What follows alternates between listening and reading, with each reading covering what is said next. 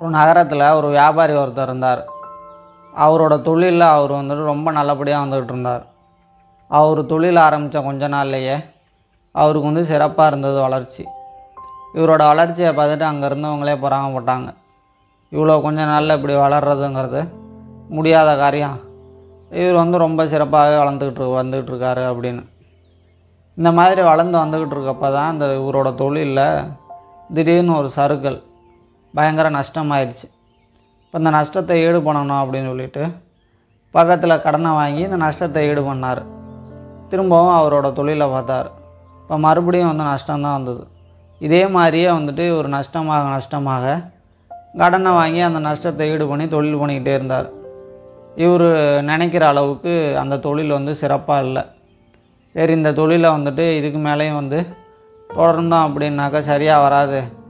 நாம் வந்துட்டு இதுலேருந்து விலகி வெளியே வந்து நாம் கொஞ்ச நாள் தனியாக இருப்போம். அப்போ தான் வந்து இந்த கஷ்டங்கள்லேருந்தும் பிரச்சனைகள்லேருந்து நமக்கு தீர்வு கிடைக்கும். அதனால் நம்ம வந்து ஒரு வாரம் தனியாக யாருமே இல்லாத காட்டுக்குள்ளார போயிடுவோம் அப்படின்னு முடிவு பண்ணார். இந்த மாதிரி முடிவு பண்ணி இவர் வந்து ஒரு வாரத்துக்கு தேவையான எல்லாத்தையும் எடுத்துக்கிட்டு காட்டுக்குள்ளே தனியாக நடக்க ஆரம்பித்து முதல் நாள் கழிஞ்சுது. இவருக்கு வந்து எதையுமே மறக்க முடியல. இந்த தொழில் பற்றியான ஞாபகங்கள் தான் திரும்ப திரும்ப ஞாபகம் வந்தது. இதே மாதிரியே முதல் நாள், 2வது நாள் அப்படின்னு சொல்லிட்டு ஒரு வாரம் வரைக்கும் கூட வந்துருச்சு. இவரால் எதையுமே மறக்க முடியல. இவர் தொழிலில் ஏற்பட்ட கஷ்டங்கள், நஷ்டங்கள், இவர் சந்தித்த தோல்விகள், இது மட்டும்தான் வந்து ஞாபகம் இருந்துக்கிட்டே இருந்தது. இப்போ இவருக்கு என்ன பண்ணுறது அப்படின்னே புரியல. நாம் அங்கேருந்து இங்கே வந்து தனியாக இருந்தாக்க எல்லாத்தையும் மறந்துடலாம் அப்படின்னு நினச்சோம். ஆனால் வந்துட்டு எதையுமே மறக்க முடியல.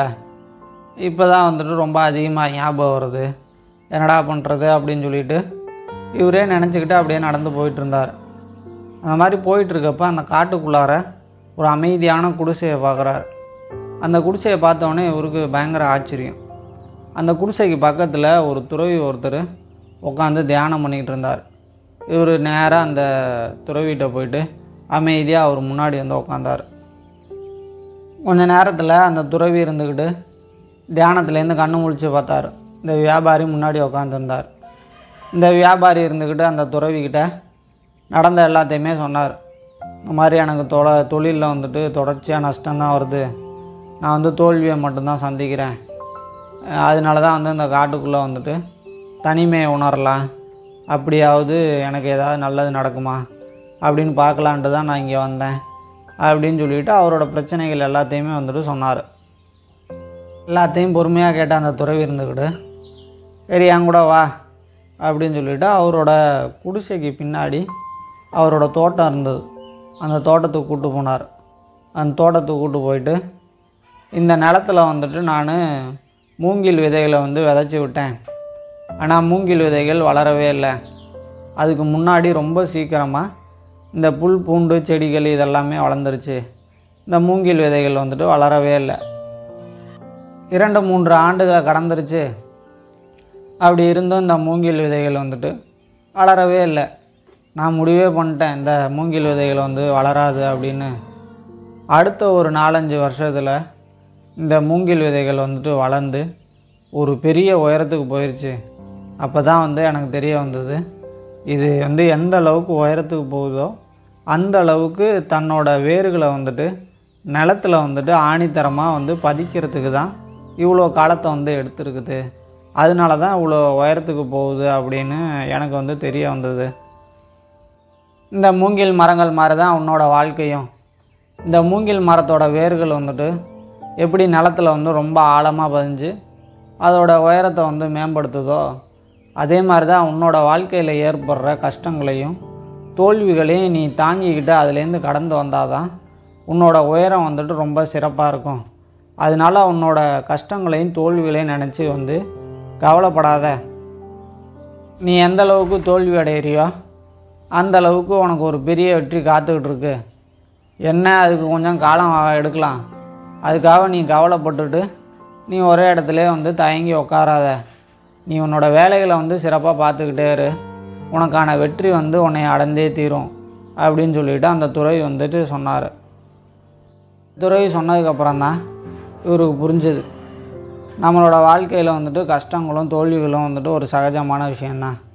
இதை கடந்து வந்தால் தான் நாம் வந்து வாழ்க்கையில் வெற்றி அடைய முடியும் அப்படின்னு சொல்லிட்டு இந்த துறவிகிட்ட வந்துட்டு, துறவியே எனக்கு வந்து புரிய வச்சதுக்கு வந்து ரொம்ப நன்றி.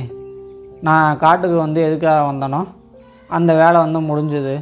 நான் வந்து இப்போ என்னோடய தொழிலை வந்து சிறப்பாக பண்ணுவேன் அப்படின்னு நம்புகிறேன் அப்படின்னு சொல்லிவிட்டு அந்த துறவிக்கு நன்றி சொல்லிவிட்டு அங்கேருந்து வந்து அவரோட தொழிலை வந்துட்டு மறுபடியும் வந்து பார்க்க ஆரம்பித்தார். இப்போ இவர் வந்து தொழிலில் எதனால் நஷ்டம் வந்தது, நம்ம தோல்விக்கு வந்து என்ன காரணம் அப்படின்றத ஒன்று ஒன்றா கண்டுபிடிச்சி அதை நிவர்த்தி பண்ணி அவரோட தொழிலையும் வந்துட்டு ஒரு சிறப்பான வளர்ச்சி அடைஞ்சார். இந்த கதையில் வர்ற இந்த வியாபாரி மாதிரி தான் நமக்கும் வந்து ஏதாவது கஷ்டங்களும் சிரமங்களும், நமக்கு ஏதாவது ஒரு தோல்வி வந்துட்டால் உடனே வந்து துவண்டுறோம். அந்த மாதிரி இல்லாமல் நாம் எந்த அளவுக்கு வந்துட்டு கஷ்டங்களையும் சிரமங்களையும் சந்திக்கிறோமோ அந்தளவுக்கு நாம் இன்னும் வலிமையாக மாறிக்கிட்டு இருக்கோம் அப்படிங்கிறத நாம் உணரணும். அந்த சமயத்தில் நாம் நம்பிக்கையை வந்து எந்த காரணத்துக்காகவும் கைவிட்டக்கூடாது. மூங்கில் மரங்கள் எப்படி வளர்கிறதுக்கு வந்துட்டு தாமதமாச்சு இருந்தாலும் அதோட வளர்ச்சி வந்துட்டு ரொம்ப நிலையானதாகவும் உயரமாகவும் இருந்ததில்ல, அதே மாதிரி தான் நம்மளோட வெற்றியும் வந்து தாமதமாகலாம், ஆனால் வந்து அது நிலையானதாக இருக்கும்.